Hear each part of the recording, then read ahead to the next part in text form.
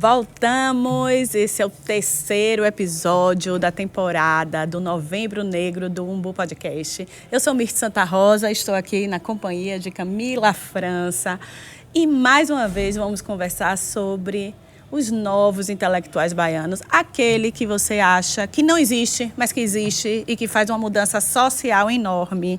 É com essa galera que a gente está conversando essa temporada, não é isso, Camila? Isso me toca. E avançando nesses 360 graus que a gente tem dado pela cultura, hoje vamos entrar pela área da música, né? Conversar com ele, Fabrício Mota. Ele que é historiador, que ele é músico, doutorando em cultura e sociedade e possui diferentes experiências com artistas conhecidos nacionalmente, mundialmente, além de ser um grande artista, né, Fabrício? Exatamente. Seja muito bem-vindo. Muito obrigado. Que convite precioso, né? Fazer parte desse quilombo comunicacional. Adorei! A gente gosta de saquilombar, Fabrício. Demais. Muito obrigado. Estou feliz demais por estar aqui.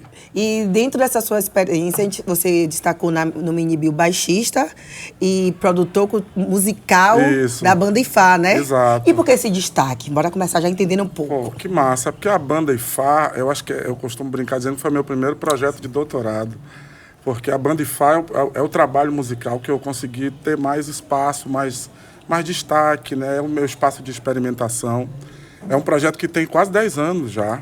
Foi gravado no Ilhéaê, inclusive no estúdio aqui do Ilhéaê. Onde a gente está hoje, né? A gente está hoje. Agora eu pisei aqui, lembrei daqueles dias de chuva de junho em 2015. Em 2016, a gente gravando aqui, pegando toda essa energia. E ali também foi um espaço de desenvolver esse caminho da música. Para além de ser músico, eu sou baixista desde os 17, 18 anos. Foi a primeira atividade profissional que eu abracei assim na minha vida. E aí comecei a tocar, e toquei de todo tipo de formato e formação. E gente de mini a macro trio, né, do chão à grade de cerveja. Então você entende de Bahia, né? Pois é. Você entende dessa música que a gente às vezes nem sabe explicar. Pois é. E ele falou da banda Ifá. Eu lembro que eu conheci a Ifá quando a gente estava falando de grupos musicais que têm diferentes estilos e ninguém consegue definir, né? Exato. Não sabe se é reggae, se é samba, se é funk. O que é a banda Ifá? Toca o quê, finalmente? Então, a banda Ifá nasceu era para ser um projeto exclusivamente de Afrobeat. A gente estava ouvindo muito a música do Fela Kuti. É importante até falar um pouco sobre essa história. O Afrobeat é um gênero musical da Nigéria dos anos 70. Fela morre em 97, mas ele vai estourar no mundo nos anos 2000, por conta da digitalização da música. Então, o MP3 fez a gente conhecer as obras de Gregory Isaacs, da Jamaica, né? O MP3 fez a gente conhecer a música do Ocidente da África. E a música de Fela chegou com muita força no Brasil. E, claro, eu fui uma dessas pessoas, né, literalmente tocadas por essa música. Originalmente era para ser uma banda de Afrobeat. Mas quando a gente começou a se juntar para tocar ali, para montar o projeto, a gente via que muito da nossa experiência musical, dos blocos afro, do samba reggae, do samba junino, estava ali. E aí a gente começou a perceber que existiam diálogos. Então, a nossa forma de interpretar o Afrobeat foi muito próxima do que a gente vivia na Bahia. Então, o nome Ifá, inclusive, surgiu de uma conversa. Eu estava lendo na época, eu releio esse livro até hoje, um livro de um sociólogo britânico chamado Paul Gilroy, o livro chamado O Atlântico Negro. É um livro que mudou muito assim, a minha vida, então, um livro bem importante, os estudos culturais e tal. Paul Gilroy tinha vindo para o Brasil nessa época, eu conheci ele e tudo. E eu lembro que, lendo Paul Gilroy, tem uma metáfora do livro. A ideia de Atlântico Negro é que as experiências negras elas estão em trânsito no Oceano Atlântico. O oceano é um lugar de fluidez. Então, assim, é por isso que a gente está aqui em Salvador e acha que a música do Benin parece com a música do Caribe, mas também parece com a música de Salvador. E o nome Ifá era exatamente Ijexá, funk e Afrobeat. Eram as iniciais de 3 gêneros musicais. Ijexá, funk e Afrobeat. Você achando que era o jogo? Eu também. Achando que era o jogo? Eu sempre achei que era, não. A galera do jogo, vamos jogo. Jogar e vamos pra rua. Mas é muito interessante que todo mundo faz essa leitura e eu acho que isso tem, claro, uma conexão espiritual. E quando o cara que fez as capas de disco do Fela Kuti, um artista chamado Lemi Garioko, nigeriano, quando ele fez a primeira capa do trabalho da Ifá, que foi um encontro da Ifá com uma cantora de Lagos chamada Okoye Odili, o desenho que ele produziu, ele faz à mão, né? Ele é um cara considerado um ícone da arte pop africana, apesar de eu achar esse nome muito genérico e generalizante. Mas ele é incrível e ele fez a metáfora do jogo de Ifá, dos búzios e tal. Eu acho que está tudo ali, né? Então o Ifá é essa banda que dialoga com reggae, com funk, com afrobeat. É como se Ijexá, funk e afrobeat são 3 vértices e dentro disso tem um caldeirão de outras influências e a gente vai trocando. E música instrumental, essa é outra coisa importante. O Ifá nasce para ser uma banda de música instrumental, para romper com essa ideia de que música instrumental é uma música elitizada. Sim. De que Eu a escutei música... vocês no Oxa Jazz. Ah, que massa, que foi um show Foi um preciosíssimo show maravilhoso, pra não gente. foi? Adorei fazer. Foi um show que na hora que, quanto mais gente ia chegando, mais a gente ia dizendo assim, paz, a gente acertou aqui, agora foi. Ah, que massa, Foi que massa. massa. Bem esse é o trabalho da banda Ifá. Né? E aí eu brinco que é meu primeiro projeto de doutorado, porque ele surge há 10 anos atrás, quando eu tinha saído. Eu sou uma pessoa muito... Eu não consigo estabelecer muito essa fronteira entre o músico, o historiador, o pesquisador. Eu sou a mesma pessoa, então... Né? Mas em momentos diferentes Em está momentos- executando outro Aplica, trabalho. é a né? mesma Exatamente. essência, aplicando técnicas diferentes. Exato. Pô, você definiu bem. Eu vou usar isso pra minha Menina, vida. Não, essa o pessoal me menina cobra muito sobre É a isso. mesma... Essa- Como é que é? Eu sou a mesma essência que aplico técnica diferente para ser perfeito. produtora, jornalista, consultora, Perfeito. curadora. É a mesma pessoa. Eu posso usar esse jargão Por para mim? favor, é nosso. A mesma essência, Aplicando técnicas técnicas diferentes. Vai, Então, Camila, maravilhosa. Tá convivendo, viu, gente? Muito com publicitária. Adorei. Não, mas eu falo quando o pessoal fala assim, você já não é jornalista, para que você trabalha em produção? Isso lá em 2014, gente, é a mesma essência, só que você vai aplicando técnicas, Vai aprendendo habilidades coisas diferentes. e vai trazendo coisas diferentes. Fantástico, Até fantástico. porque a gente está no mundo trocando, né? Então a gente não nasceu para morrer como nasceu. Exatamente. Então o perfeito, processo de construção perfeito. vem com a Sabe o que foi vida. que eu lembrei agora? Quando você fez a sua primeira venda do umbu da empresa, que você me ligou e Virei falou... gerente de negócio, coisa que eu nunca imaginei. Aí ela ligou pra mim, mandou uma mensagem e falou, eu consegui fazer o que você faz. Ah, Fazer o que que eu massa. falei. Que não é "Você minha área de habilidade." Aí eu disse assim, você tinha dúvida de fazer? É a mesma coisa. Não, mas filho. é isso. Eu também sei até onde vai o meu conjunto de habilidades. Fazer negócios não é a minha, é dela. Ela olha pra essa parede e fala, a gente vai botar 2 prateleiras, vai botar 16 copos, vai vender cada um por R$5 e montou o caixa do mês. Eu não tenho isso. Eu fico pensando o que é que a prateleira vai ter de bonito, de conteúdo, de organizacional. Quem vai construir aquela prateleira, quem vai fazer a caneca, quem vai pegar. Então, Nossa. assim, são entregas diferentes, mas cada uma aplicando técnica Até diferente. aproveitando isso e esse conceito que você vai levar, Fabrício, para o seu dia a dia. Como é isso no seu dia a dia, já que você tem inúmeros trabalhos mesmo?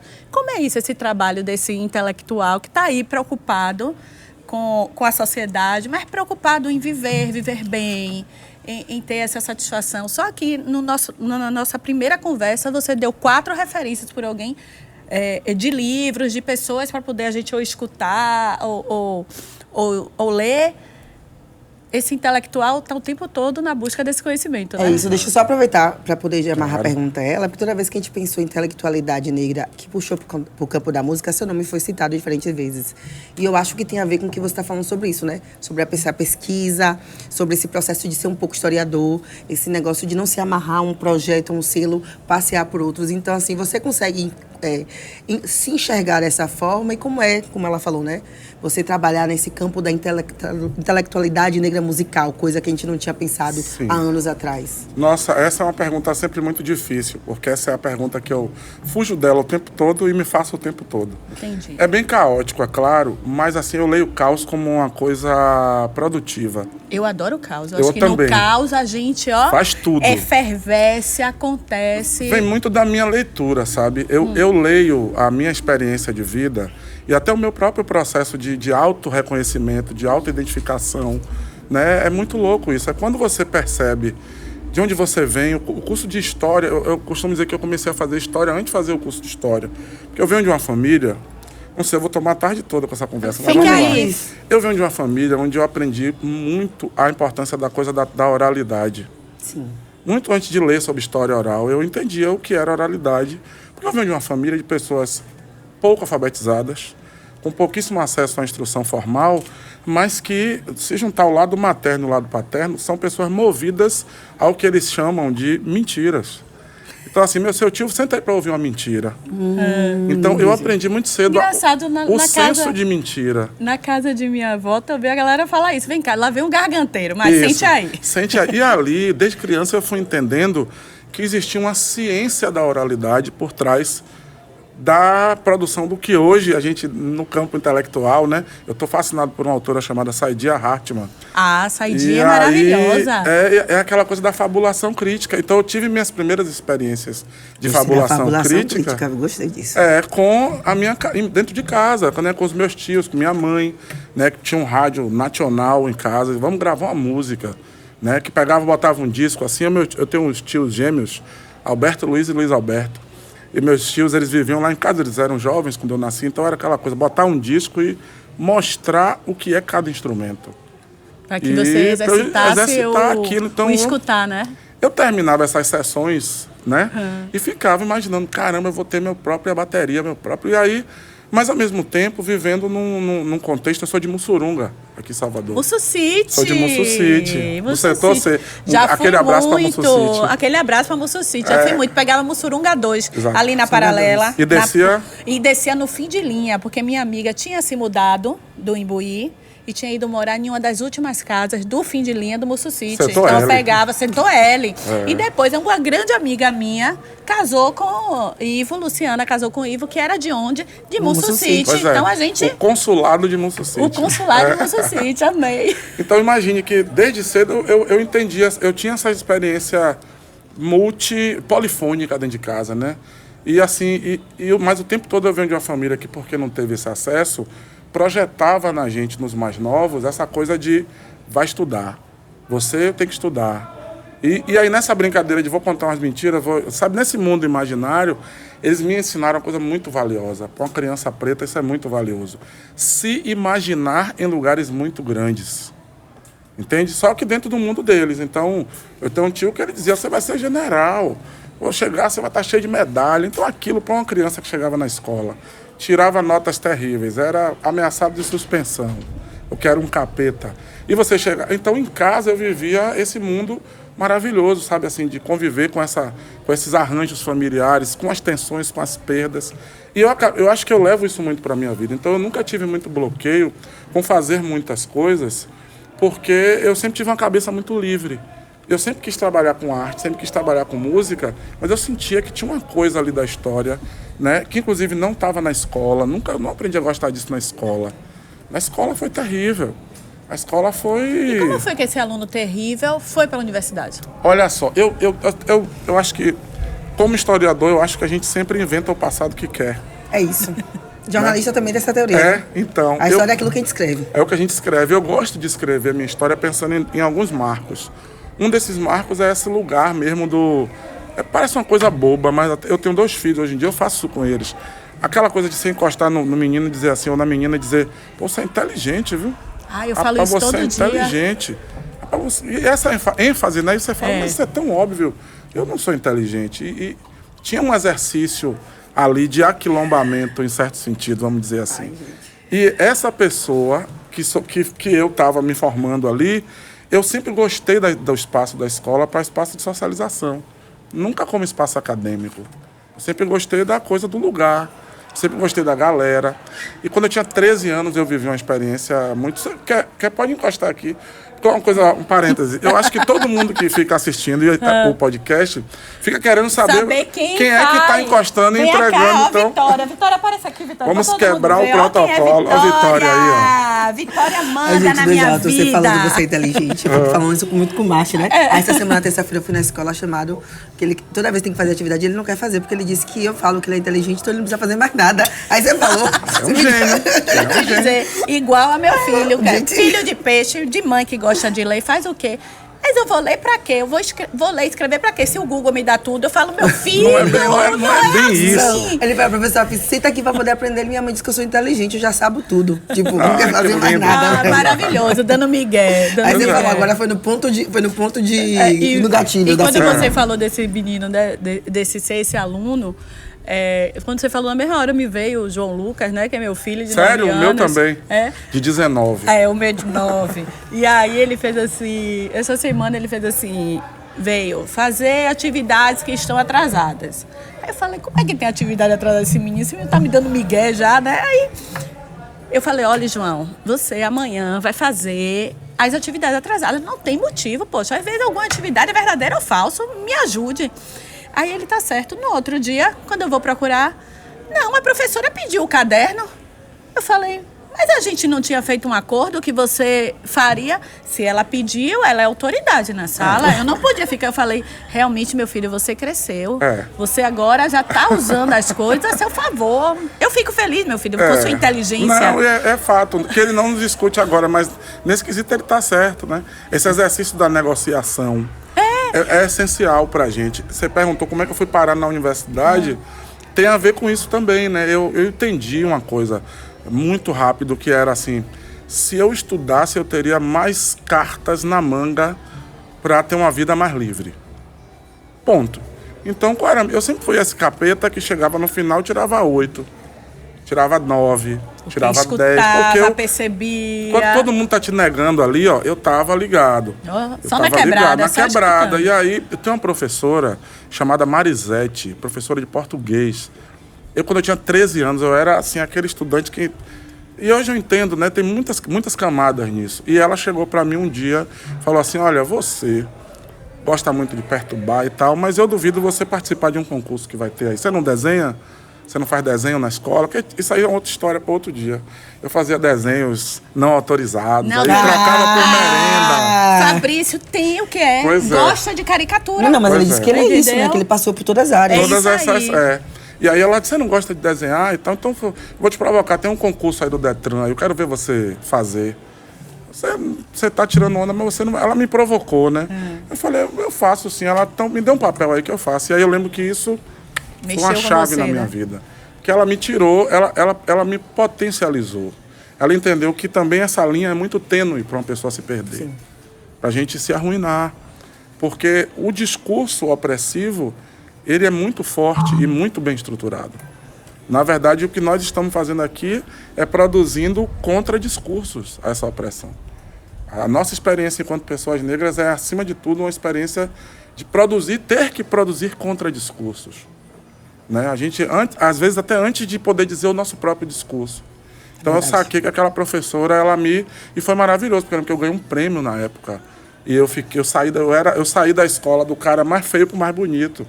Entende?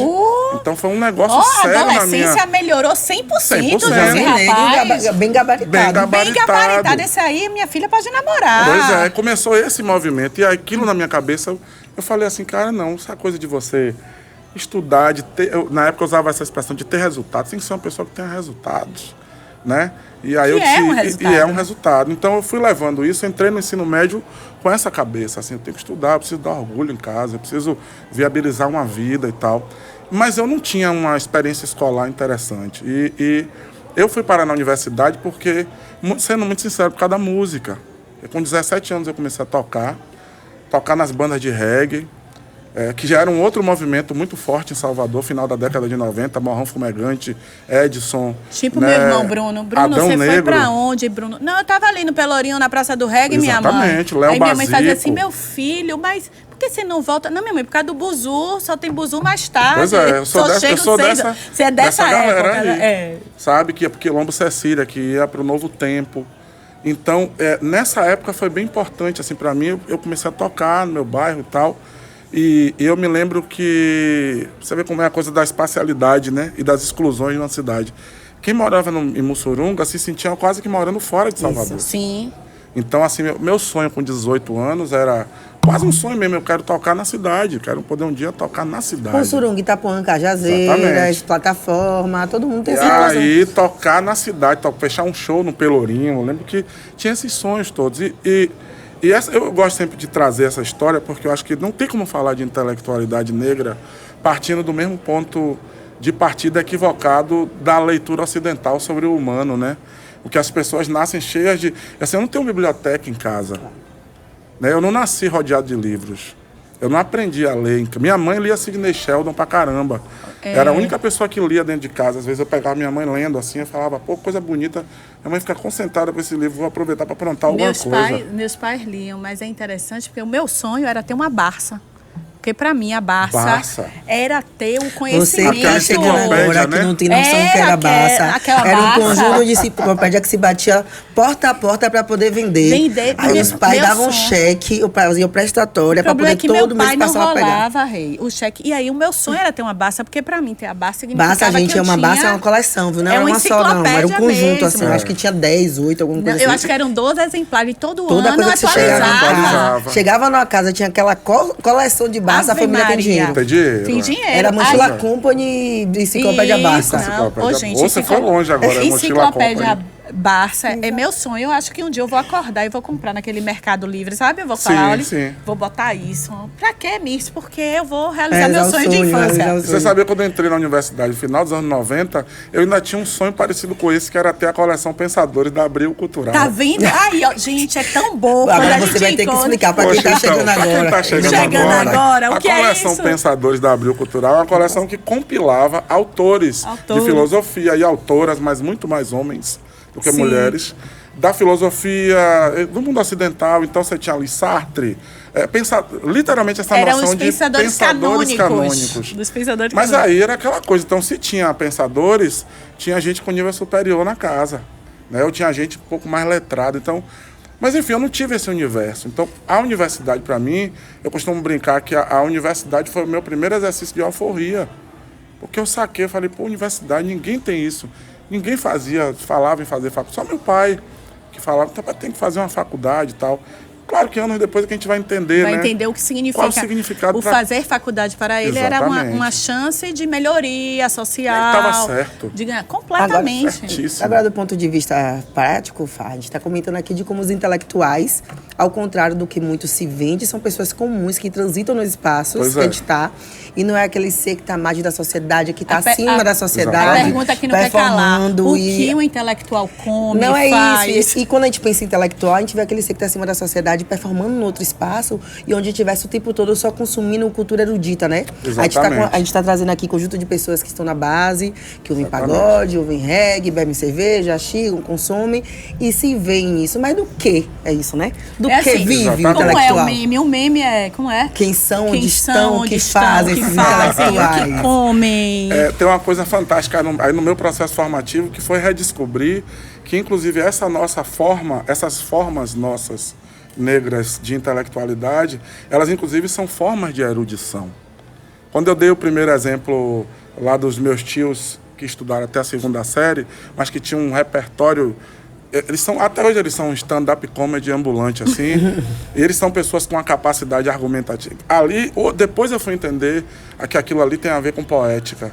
Que aquilo ali é um conhecimento que está salvaguardado, Engraçado você mas trazer. que não é reconhecido. Isso que você traz isso, porque assim, só depois que eu descobri Conceição Evaristo e a teoria dela da escrevivência foi que eu Exatamente. entendi que os meus domingos no Buraco Doce, lá na casa de minha avó, né? Eram momentos de escrevivência totais, porque Exatamente. a minha mãe, junto com suas irmãs, eles falavam do que eles tinham vivido, aí eles traziam a coisa... A gente ia pra casa de fulano, e fulano, né? Minha avó era lavadeira, né? Lavava roupa de ganho. Sim. E aí dizia, porra, aquela casa era horrível, aquela casa não dava um copo d'água. E assim, só com o tempo que eu fui entender que o que Conceição fazia ao trazer essas histórias eram as histórias daquelas famílias, da minha família e da família de muitas outras pessoas. Exatamente. E que aquilo tinha um conhecimento que era o poder. Que poder é esse? É de saber que precisa ir estudar, não dá para poder ser... Eu lembro de minha avó duvidar que eu tinha sido passado na UFBA. Duvidar no sentido de... É verdade que Mirtz passou e levarem para ela ver o meu nome no jornal. Pois porque, é, eu vivi isso aí também. Porque cara.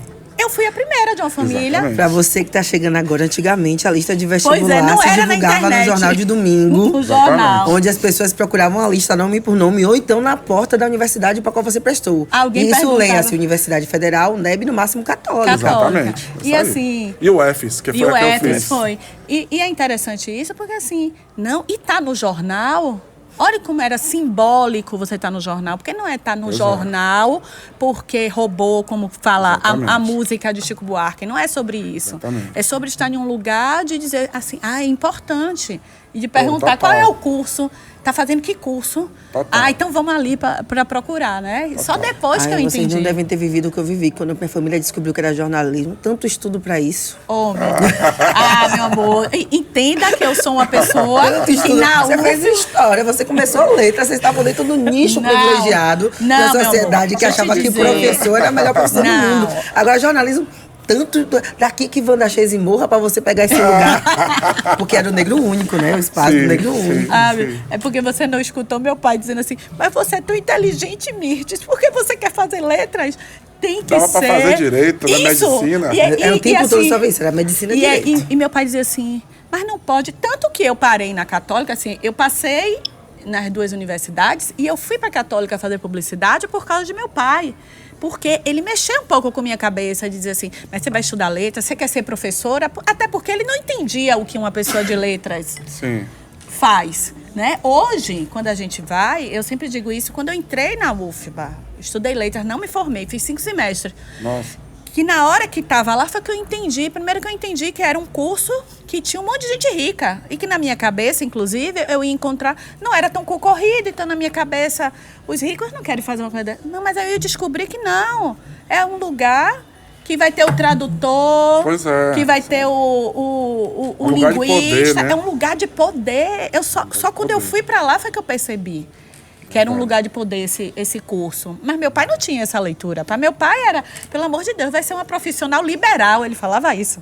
Tem que ser uma profissional liberal, Mirtes. Dentista, vai ser advogada. E eu dizia, não, eu gosto de outra coisa. Apesar de ter passado um tempo acreditando que eu seria advogada. Mas depois deu um estalo e falei assim, eu gosto de português, eu não vou fazer outra coisa. Outra coisa. Eu lembro que na minha família o impacto foi assim. Primeiro que as pessoas acho que nem conseguiam se perguntar muito o que eu estava fazendo. O que era história. A euforia de você passou e aí, tipo assim... Eu acho que tem um filme ali que passava na cabeça de todo mundo, né? Eu estava lembrando que meu pai e minha mãe se conheceram se alfabetizando com quase 30 anos. Terminando a escola, a educação fundamental. Com quase 30 anos. Eu me lembro de minha mãe, quando eu morei em Irecê, terminando o 2º grau num colégio em Irecê, de noite... de farda, e não caía na minha... Não entrava na minha cabeça porque que minha mãe usava uma farda de colégio. A minha farda de colégio quem usava era criança. E minha mãe vestia uma farda do colégio Cláudio Abílio Aragão e ia fazer aula de noite, era no fundo do lugar que a gente morava em Irecê. E eu lembro que eu tinha uma coisa de que a educação tinha um lugar. E eu saquei isso muito rápido, assim. Eu também saquei que quando eu estudava, eu tinha passe livre para as coisas. É isso. Entendeu? Isso eu entendi muito cedo. Boletim na mesa, pronto, pode sair, pode fazer. Porque eu tive a felicidade de ter uma família, né, cisnormativa, nuclear, pai e mãe, que não era a realidade da minha rua toda. De ter uma mãe que não podia chegar da escola e sair para jogar bola. Nunca pôde. Isso era ilegal. Era chegar da escola e fazer o exercício. Até eu começar a trabalhar com 16 anos. E aí é um outro choque. Então, assim, eu tive uma família que não teve acesso à educação, mas que brigou por algo que eles imaginavam que era algo muito importante. E eu lembro quando eu passei, eu lembro da reação dos meus colegas na época. Pô, você vai fazer história, você vai ficar rico igual os professores de cursinho. Maravilhoso. Porque que tinha ficaram ricos uma galera, né? Foi uma boa economia no período. Foi mesmo. Foi. Mas eu pensei entrei... em 3 aqui na sequência, que virou até artista, inclusive. Pois é. Agora, político. Também. Verdade. Também. Verdade. Agora o Fabrício, baixista, começa como e quando nesse contexto? Começa com 17 anos. É uma fase que tinha essa coisa muito do rock, né, na cidade. E eu tenho aqui em Salvador, um grupo de amigos. Tinha muita banda de rock em Mussurunga. Tinha banda de samba reggae. Eu lembro de um amigo que ele tocava um violão. A mãe dele tinha um violão trovador, estudante, 16, um violão pequeno. E eu ficava olhando ele tocar assim. E ele dizia pra mim, velho, você devia tocar. Eu falei, mas não tenho nem violão e tal. Aí um dia eu cheguei em casa e falei, meu pai, queria ter um violão. Ele falou, não, violão não. Isso aí não vai dar certo. Né? Hoje eu conto isso, ele morre de vergonha. Porque na cabeça dele é aquela coisa, claro, vai ser artista, vai ser artista. Se você pegar um violão, você não vai querer entrar mais em casa. Mas acho que ele sacou. Tinha um colega dele que estava se desfazendo, ele comprou um violão e me deu. E aí eu sentava do lado desse meu amigo Fábio e ele dizia assim, vai ter um show sábado, eu preciso de um baixista. Eu falei, mas o que é que faz um baixista? Ele falou, não tem mistério. eu vou botar aqui uma nota lá, o acorde, né, que são os 4 dedinhos ali, ou 3, e você vai tocar a tônica, que é a nota dominante do Lá. Então eu aprendi a tocar baixo no violão, para acompanhar esse meu amigo. Então tocando rock. Ainda é autodidata. O Thiago tá ali, nosso produtor de é. áudio tá lá. Eu também. Você também tinha. Aprendi assim. E aí eu não sabia as notas. E foi a época. Eu acho que o Fabrício, baixista... Não comprava nem aquela revistinha? Ali eu aprendi a tocar o violão com a revistinha Legião Urbana e tal. Mas tinha uma coisa, tem uma coisa importante na minha vida. Nos anos 90, aquela publicação do Legend de Bob Marley, daquela coletânea, me abriu assim uma chave... Porque ali eu conheci o cara que eu digo que é meu orientador, meu professor de uma vida, que é o Aston Barrett. Ele não sabe, mas ele me orientou a vida toda, que é o baixista dos Wailers. Eu ouvi aquele cara... Ele não sabe, mas ele me orientou a vida toda. A vida toda. Eu ficava com o baixo, com o violão, tirando as linhas dos discos Bob Marley. Depois tirando as linhas dos discos do Israel Vibration. Depois tirando as linhas das coisas de Gregory. Depois tirando as linhas do Gladiator. E eu fui do rock entrando no reggae. E aí, quando começou a primeira banda de reggae lá do bairro The Sheriff, que era uma banda que tinha no setor G, eu tocava sem saber o nome das notas. Então, eu gravava assim, ó. Vai tocar Shot The Sheriff. Começa na 5ª casa, corda tal. E eu sabia o desenho da música toda. Eu baixava a cabeça e só levantava quando acabava o show. Então, é um autodidata mesmo. Porque não podia, até tinha essa coisa. Aí eu, claro, andando com a galera, os caras falavam, peraí, pô, isso é escala maior, isso é escala menor. Aí eu fui fazendo exercícios e tal.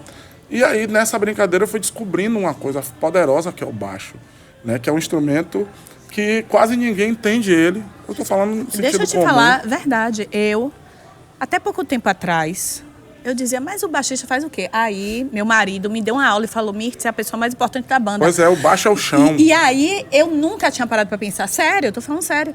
Quando ele me disse, é a pessoa mais importante da banda, eu falei, como assim? Mas nem é o famoso, o que fica aparecendo? Pois é, tem um monte de meme, inclusive, sobre isso. É, sobre isso, né? Eu acho que o baixo entrou na minha vida no momento que eu mais precisava de chão, entende? O baixo veio para ser o chão, pra minha vida, como pessoa. E poder ser o chão na experiência musical, pra mim era muito bom. Porque aquilo traduzia o que eu queria ser enquanto pessoa no mundo. Então eu passava, aí eu fui descobrindo, aí eu lembrava lá, eu lembro do meu... Tem um disco que marcou minha vida, chama Mágico, de Alceu Valença. E a primeira faixa desse disco chama, acho que Mágico também, ou é Palhaço. Acho que é Mágico.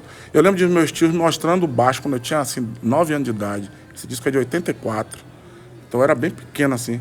Ele, ó, tá vendo, vai entrar, isso é guitarra. Aí vira a bateria, aí agora vai entrar o baixo. E eu ficava, rapaz, que negócio estranho. Você sabe que pra mim baixo. isso é um dom do dom, né? Porque eu sou aquela pessoa que escuta o ritmo, E mas vai. não percebo nenhum instrumento mesmo. Mas eu acho que essa escuta é ensinada, doutrinada, Exato, né? doutrinada. Eu às vezes falo assim, alguém fala assim, você escutou o baixo? Aí eu fico assim, escutei o quê? Aí, agora, se a pessoa disser, é nesse momento, aí eu falo, Aí você vai. entendi. Não, com o tempo você vai... Senão- a audição é escuta, é treino, é disciplina. Eu Você ficava, aprende, né? inclusive, A gente aprende a constrangida. ouvir. às Aliás, as vezes. sensações, a gente fala sobre sentidos, Isso. mas são todos ensaiados, doutrinados, aprimorados. A gente aprende a sentir, a gente aprende a ouvir. E essa A música... enxergar, a ver os detalhes, assim, o design tem uma visão de cores e uma acessibilidade que só design Pois é. tem.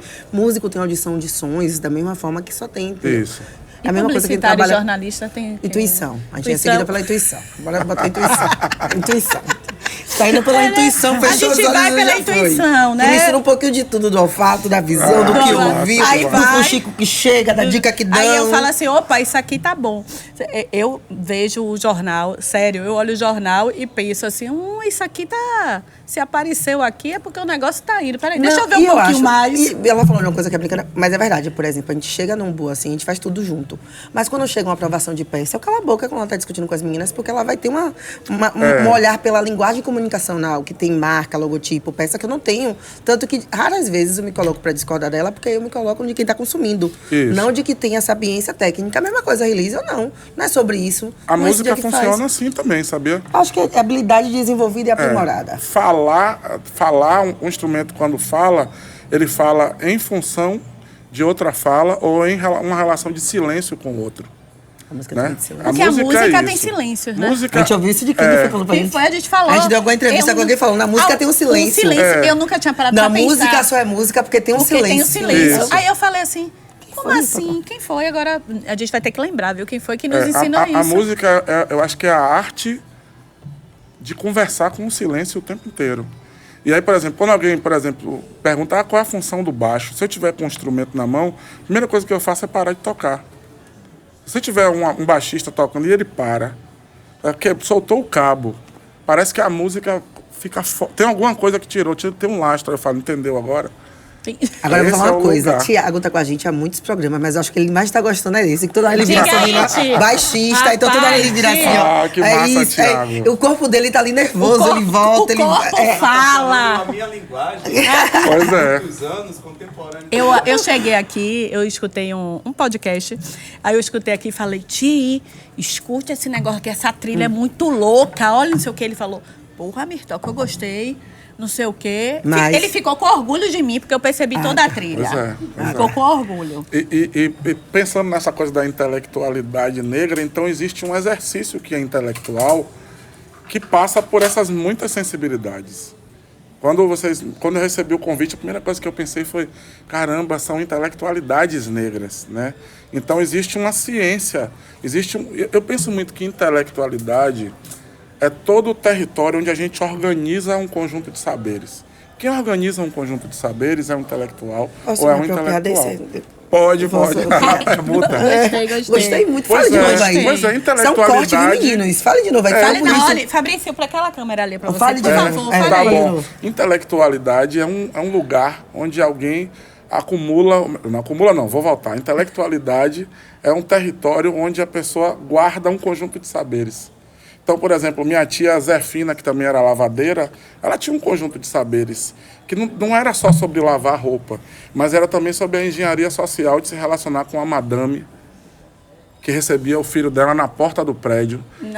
Mandava interfonar. Mandava interfonar e ia levava a ter- trouxa na cabeça. Isso. Era muito menos sobre a roupa que ela lavava e mais sobre erguer a dignidade dos filhos que carregavam aquela roupa até ali. Isso mesmo. Entende? Então, a intelectualidade, eu acho que mora nesse exercício da gente saber usar os saberes e os conhecimentos para se relacionar com o mundo. E na música, isso é feito a partir de um aparato técnico, de uma série de aparatos técnicos que vão desde o domínio técnico de um instrumento, ou do instrumento da voz, ao domínio das técnicas de produção. Porque a música, quando a gente ouve a música, é como a roupa lavada, né? Tem toda uma ciência para se chegar. Você falou isso? Pôr a roupa no corpo e dizer, ai, tá limpa, tá cheirosa. Não, e branco assim. Hoje, eu tenho hoje que, é sexta-feira. olha, eu tenho que agradecer muito a minha tia, minha mãe.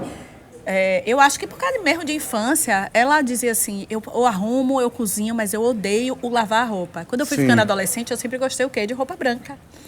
E aí eu juntava a minha roupa para poder mandar para casa da minha outra tia, que no domingo ia aparecer, e eu dava assim para ela, e minha mãe pirava, eu dava para ela, e minha tia queria fazer assim, não, tudo bem, eu vou botar para quarar. Por quê? É a ciência para poder ter isso. Eu vou comprar anil. E aí você falou sobre dignidade, é sobre os saberes. Minha tia, todo mundo que foi ficando grávida dos sobrinhos netos dela, todo mundo tinha certeza. A gente vai para casa de Chacirinha. Porque ela vai lavar uma roupa como ninguém ia lavar. Pois é. Porque ela tinha a ciência do lavar. Exatamente. Né? E é uma ciência que muita gente não vai nunca reconhecer. Pois é. Mas que se alguém pegar o saber, vai industrializar e depois vai transformar em muito dinheiro. Exatamente. Mas aquilo ali foi uma pessoa que que experimenta e fala assim, vai funcionar, assim não vai funcionar. E é bem interessante. Você falou isso na mesma hora, eu me emocionei, lembrando que bom, disso. que Lembrando bom. da minha infância, de eu querer a roupa toda alvinha, que minha mãe nunca ia me permitir, me dar essa facilidade. E de minha tia, que até hoje tem isso, quando a gente quer uma roupa bem engomada, um negócio trabalhado, a gente liga, ô tia, pode fazer isso? O que eu tô mais gostando desse trecho da fala de vocês é porque a gente consegue colocar a intelectualidade também no saber griot, né? E que muitas vezes a academia, o academicismo, a normatividade das letras faz com que a gente desconsidere. E aí eu tava lembrando de uma vez que as meninas molharam uma planta, eu tava na casa de uma amiga minha, eu falei, poxa, lá em casa, lá no terreiro, se alguém vê você molhando a planta à noite, você leva 2 palmadas, porque não se molha a planta à noite. E no dia que eu tentei, quando eu tentei, a planta morreu. Aí, o que é isso? Eu fiz assim, deve ser macumba mesmo. Aí chegou meu colega biólogo. Não é isso não. É porque à noite as plantas realizam fotossíntese. Então não está na hora de molhar, porque ele está no contraflexo, tá no contrário. Quando você faz isso, você mata o momento que ele não está podendo respirar. Eu fico, poxa... Aí eu paro para pensar, poxa, lá ninguém nunca soube que era fotossíntese, mas sabia que não era. Pois é. Sabe? Não precisou da academia, não precisou de tudo aquilo que a gente estudou Na para verdade, poder trazer. compreendia a natureza. Né? Isso. Observava a natureza. E é um saber tão válido que já validou e salvou a vida de muitas plantas até hoje sem precisar da academia. Total. É a mesma lógica do lavar roupa, do aprender a tocar, do fazer música. Do entender a semiótica na peça, né? Eu acho que Exato. são os saberes que a gente vai desenvolvendo a partir das habilidades. E eu gosto muito de referenciar toda vez que a gente pensa que o intelectual também é aquele que tem esse conjunto sem saber, sem precisar do livro, porque não foi alfabetizado, sem precisar da academia, porque o mercado de trabalho e a sociedade dentro da sua estrutura que segrega, né, não permitiu, mas é intelectual, né? Um intelectual da vida. Enquanto nós estamos aqui tendo essa conversa, nesse momento o Brasil acaba de celebrar. Eu acho que isso é uma vitória para o país, Verdade. menos do que para a Academia Brasileira de Letras. É um passo importante. Mas é um passo importante para o primeiro, Brasil gente. Tardiamente reconhecer o lugar do De Ailton Ailton Krenak. Krenak. Né? O primeiro, Como- eu fiquei quando eu vi a reportagem, o primeiro, velho. Pois Gente, é. nega, se teve toda a treta com Conceição Evaristo Pois é. por não ter seguido um ritual que eles entendiam. Eu fiquei... à noite, né, da nossa gravação, eu fiquei lendo sobre isso em vários sites. Sim. E aí vendo os jornalistas falando, né? Primeiro trazendo essa questão de Conceição Evaristo, quando se candidatou. A questão do rito, que, assim, Conceição ousou em não fazer o rito que eles gostam que seja feito. Exato. Mas aí veio uma crítica e diz assim, mas não é mais sobre rito. Não, Elas não é não sobre podiam, eles não podem mais negar esse lugar. Exato. Porque a academia é uma academia, a partir do entendimento de academia francesa, do século XVII, Exatamente. e que ela não pode mais funcionar no século XXI daquela forma. Então, assim, quando ela não pode mais funcionar, lá quando Conceição tentou, eles ainda conseguiram, digamos, segurar a sociedade de alguma forma. Né? Ficou falando sobre isso, mas hoje, no dia de hoje, ela não podia mais. Exatamente. Ele não podia mais não reconhecer. E eu acho, até peço licença a vocês para falar isso, mas eu acho que tem, inclusive, um olhar que é muito mais cruel no que diz respeito a reconhecer a intelectualidade de uma mulher negra. Sim, Né? né? Que No caso de Conceição, é duplamente cruel. É. Eu penso que, se eu usar uma palavra que eu gosto muito, o modelo da universidade, né? Desse lugar que é importante da gente estar, que dá orgulho para a família, mas que adoece muitos de nós e Sim. muitas de nós, ele é um lugar de normatização. A gente sempre, às vezes, recentemente, eu tenho questionado muito essa coisa quando alguém diz assim, gente, mas a essa altura, numa época dessa ainda tem racismo, numa época dessa, eu digo, mas gente, essa é a época onde essas coisas estão se perpetuando. Né? Não é porque o tempo passou que determinados problemas passaram. a existir. Eles, na verdade, eles se refazem, eles se reificam com o tempo. Não é à toa que racismo reverso. A gente botou até Sim. aqui no nosso lambe, né? Pois Porque, é. assim, eu tenho uma xícara em casa que eu tomo café que tem escrito racismo reverso não existe. Pois é. Porque todos os dias eu preciso afirmar isso. Porque, às vezes, alguém vem com essa lógica. Eu falo, ô, nego, tu já pegou ônibus pra saber? Pois é. Já teve baculejo? Eu lembrei outro dia que quando eu namorava com Adelmo, que hoje é meu marido, uma vez, eu lembrei isso tem pouco tempo. Ali na Pituba, ele morava na Pituba, eu pegava o ônibus no Imbuí, ó como era antigo, a gente não tinha celular. Eu pegava o ônibus no Imbuí, dizia pra ele, ligava e fazia, tô saindo de casa agora, pra poder a gente pegar o mesmo ônibus pra irmos pro Alto das Pombas, pra casa da avó dele. E ia passar na Pituba. E uma vez, ele subiu no ônibus, demorou um pouco, parou ali no Nordeste, na entrada do Nordeste, pra poder fazer uma blitz. E eu lembrei esses dias porque foi um dia que eu senti muito medo. Sim. Por quê? Porque Adelmo desceu para Blitz. E Adelmo é um homem de 1,92, negro, retinto. E quando ele desceu, eu lembro de eu ter aquele medo assim em mim. E quando ele voltou, eu perguntei assim, foi tudo bem? Ele, não, foi tudo bem.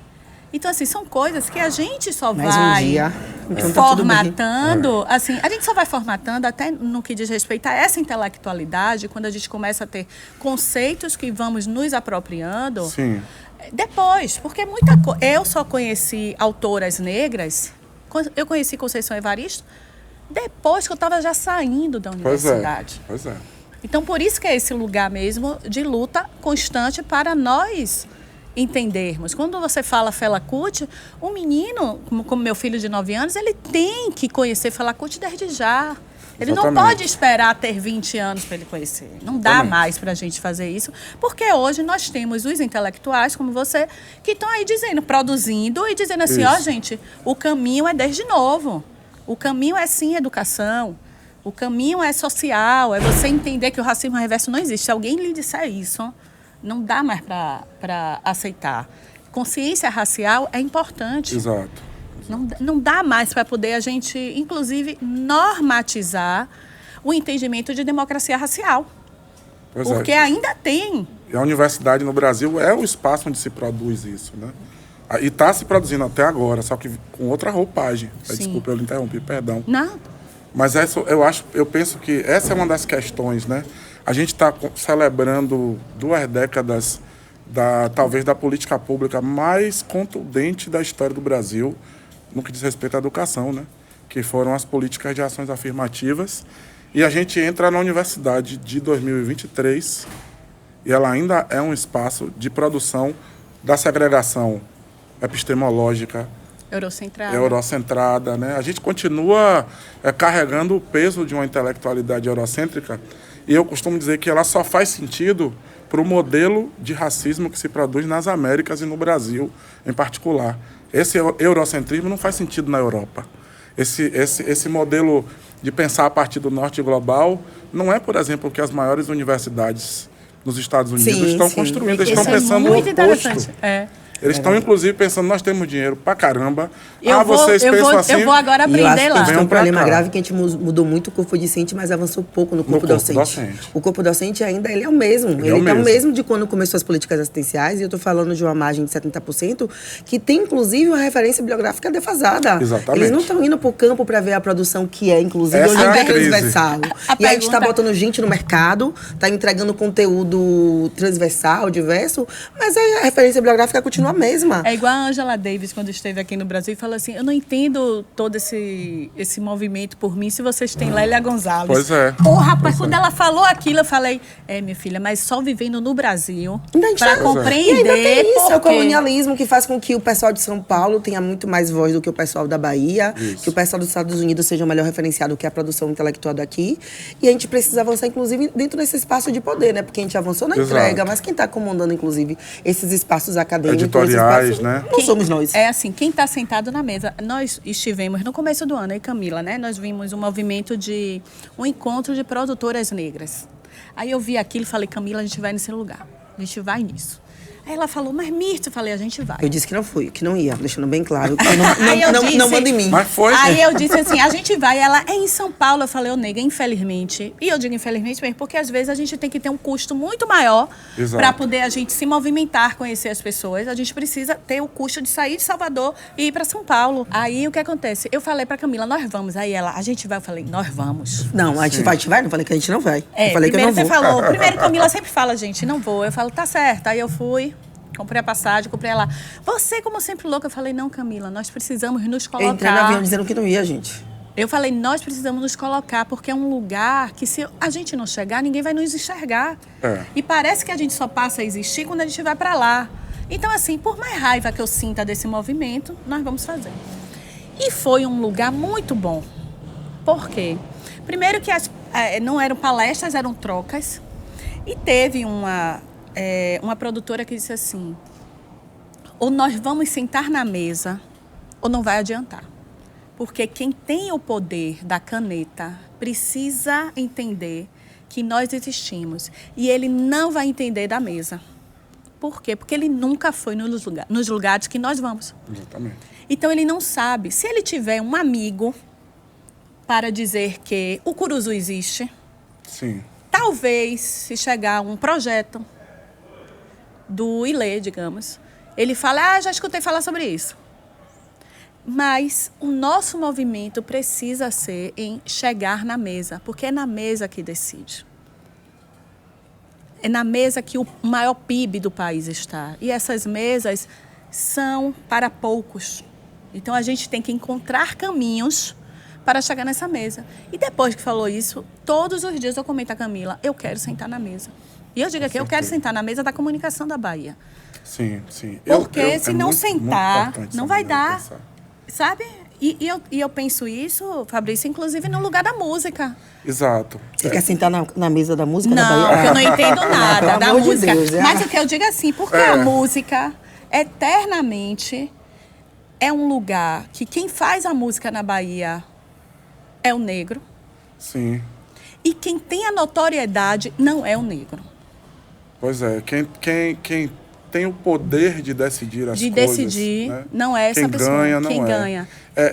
Eu acho fantástico essa maneira de pensar. Eu acho que quando a gente começa a entender a experiência negra de maneira mais multicentrada, a gente ganha mais elementos para entender essas clivagens, né? Por exemplo, é claro que existe uma grande diferença do Sudeste para o Nordeste, Enorme. né? Do Brasil para os Estados Unidos, mas quando a gente começa a entender que eu não estou falando isso de maneira romântica, não. Não estou romantizando a ideia de uma negritude harmônica. Que não vai existir que nunca existiu. Aquilombada, Aquilo- afetuosa. Não. Todo mundo. É. Não existe isso. Não, até porque Mas as pessoas é são somos diferentes. humanas. acabou. É isso. Somos É humanos. importante a gente entender que existe mas tem uma geopolítica da nossa existência Adorei geopolítica. que passa por outros lugares. Então, quando a gente fala assim, eu quero sim ir para os espaços lá do Sudeste porque o dinheiro está lá, a gente está talvez até fazendo tardiamente um movimento que os nossos ancestrais sempre fizeram. Eu comecei falando da Saidiya Hartman porque ela traz uma reflexão que é a construção das cidades que formam o chamado cinturão negro nos Estados Unidos. E eu fico me perguntando assim, caramba, quando a gente começa a entender que os movimentos migratórios, né, do Nordeste para o Sudeste, das cidades periféricas para Nova York, Chicago, é o que tornou essas cidades os espaços de efervescência cultural onde surgiu a indústria fonográfica, onde se proliferou o jazz, onde se proliferou o samba, Sim. onde os primeiros choros foram gravados no Rio, porque a indústria cultural estava centrada no Rio. Então, quando esses artistas fazem por isso que eu gosto de ouvir a experiência e o conhecimento que está no ambiente de quem faz arte, e talvez por isso eu escolhi esse caminho, antes até de ser um professor, de ir para a universidade, porque eu acho que quem está fazendo arte está pensando sempre na conexão. Né? A gente falando de Fela era um cara que tinha Fela Kuti, o nigeriano, e que tinha, antes de tudo, Fela só existe por causa da mãe, né?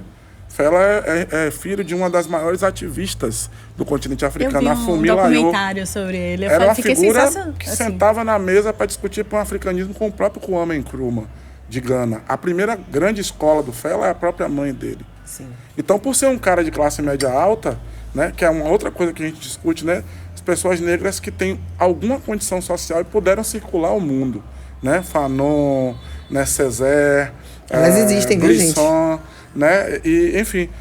E o próprio Fela é um cara que ele vai buscar, ele vai para os Estados Unidos, ele vai para a Inglaterra, e é no movimento dele de se mover que eu quero chegar nesse lugar. É importante para a gente se mover.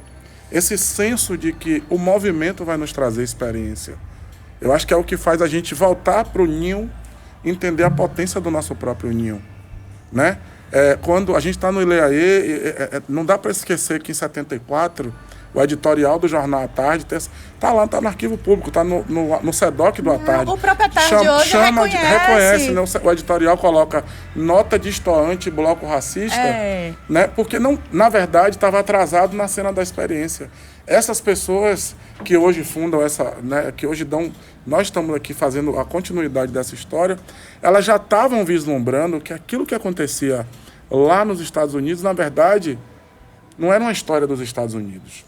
É uma história universal. É uma história de diáspora. Isso, de diáspora. Quando a gente saca esse lugar da diáspora, isso abre para a gente até ferramentas mais importantes de negociação, inclusive com os nossos que estão em lugares de privilégio, que são as pessoas pretas que estão à frente das editoras, que são as pessoas pretas que estão à frente das rodadas de negócio. Né? E isso eu gosto muito disso que você traz, porque todos os dias eu digo isso a Camila. Aí, às vezes, ela diz, lá vem você. Eu falo, mas Camila, a gente tem que se movimentar. Vamos fazer não sei o quê. Olha, eu vou ligar para fulano. Mas sabe aquele meme, descansa militante? Descansa militante Descansa é aí, massa. nega, não rola. É o tempo todo. Descansa Descansa militante, aqui é a hora da cachaça. Vai Já curtir seu brisa dia. com isso, gente. Pois é, descansa. Eu quero fazer uma placa no quarto dela, pelas 5 horas da manhã, de qualquer dia, me liberar pelo menos um dia na semana, porque não descansa, não. Mas a minha cabeça, eu sou não uma pessoa bebe, que eu fervilho mesmo, assim. Sim. Quando você falou de sair de Hartmann, ela estava outro dia aqui, gente, Isso. em Cachoeira. Isso. E quando a gente faz, assim, tem pouco tempo, eu estava conversando com muitas pessoas, assim, de São Paulo, né, fazendo reuniões, e aí eles falavam assim, mas Cachoeira fica onde? Eu falei, no Recôncavo. Sabe o Brasil? Sabe a riqueza toda que foi para aí? Porque a gente não aprende a história do Brasil a partir desse lugar. Isso. Que ele nasce aqui na Bahia, que ele nasce no Recôncavo. Mas todo mundo, graças a Deus, passou a entender que Recôncavo existe a partir do livro de Itamar Vieira. Maravilha! Mais um agradecimento a Itamar. Porque, de repente, estava no Jornal Nacional, no Fantástico, ele apresentando o Recôncavo. Isso. Por quê? Porque as pessoas entendem ainda a Bahia como Salvador. Ou Pois Porto é. Seguro. Ou Porto Seguro. Gente, o papo tá bom, mas eu vou ter que fazer aquele tiro de misericórdia. não quero não. Agradecer a Fabrício Que massa. pela chegada, pela contribuição, por ter aceito o convite. Que massa, E por ser que essa massa. pessoa que vem contribuindo na cultura de forma tão diversa, de forma tão inclusiva, de forma tão múltipla. É um prazer ter você aqui, assim. Tô muito Obrigado. feliz com você ter participado. Mas antes de encerrar, diga onde as pessoas podem te encontrar, o @, Pois é. bairro, o número da casa, Essa pessoa que come, vive, né? Pois é, essa pessoa que come e vive, que está ali, fica escondido lá em Itapuã, que é o bairro onde eu moro, hoje em dia.